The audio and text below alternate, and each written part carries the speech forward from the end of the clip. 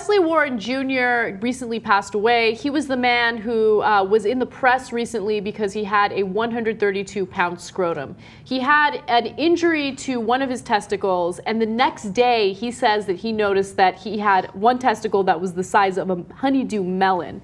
And things got worse, but unfortunately he didn't have health insurance in order to handle the situation properly. It wasn't until it had gotten so big and he had gotten so much press attention that people like Dr. Oz had offered to pay for the operation for free. However, at that point, he was so afraid that it would ruin his life or kill him that he decided not to undergo the surgery. Finally, after people convinced him to do so, he had the surgery done, and he went in about 552 pounds. That's when he went into the surgery. He came out 200 pounds lighter, okay?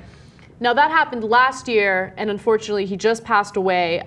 We don't have an autopsy or anything revealing exactly what the cause of the death was, but he did suffer from heart attacks, 2 heart attacks previously. And his friend says the following: he was in the hospital for 5.5 weeks. He had infections that I think were brought on by his diabetes, and then he had those heart attacks.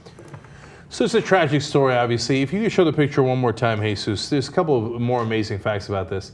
He used a sweatshirt, and what you see in the middle there is the hood of the sweatshirt that he stretched out just for his scrotum. And imagine the terror. He wakes up one day and his scrotum went from normal size, obviously, to the size of a honeydew melon. And then every passing month, his scrotum grew by 3 pounds or more. Oh my God, I mean, the terror of it. And he said, well, I couldn't get on a plane to fix things because I literally didn't fit in the plane. I didn't fit in a plane's bathroom.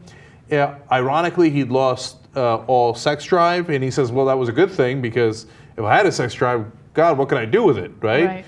And so, and he was just hoping after the surgery to just wake up. He's like, I just didn't want to die in the surgery, and he didn't. And he made it out, and he'd lost 200 pounds, but unfortunately, he just passed away. Such a devastating story because, you know, originally he didn't have insurance, right?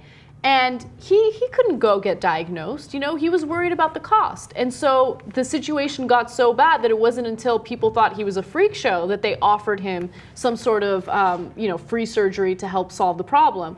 And that makes me, I don't know, that makes me so sad. Because the next day, anyone else who has health insurance, the next day if you wake up and you notice that, you know, you have the size of a honeydew melon in your pants, you're gonna go to the doctor immediately. You're gonna be panicked, you're gonna try to fix it. Yeah. I feel so bad for this guy. No, next time you see a Koch brothers ad that attacks Obamacare for extending insurance, remember there's guys like this that had no insurance, then what can he do? He can go to the emergency room, but he's not going to die from it immediately, so they can't do anything for him in the emergency room. Yeah. And it grows and it grows and it grows, and then he has a pre-existing condition. And sorry, I mean, if ever there was a pre-existing condition, this is it.